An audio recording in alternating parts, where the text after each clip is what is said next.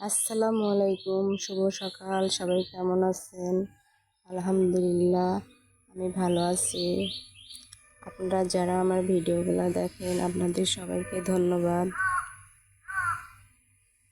দেখতে পাচ্ছেন, এটা হচ্ছে ড্রাগনের গাছ। এই ড্রাগনের গাছটা আমি ছোট্ট একটা ডাল লাগাইছিলাম, অনেক লম্বা হয়ে গেছে।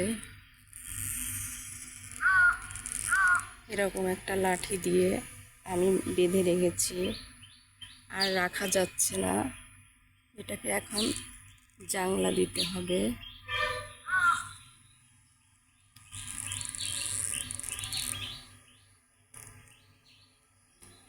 ভাবছি জাংলা দিয়ে দেব।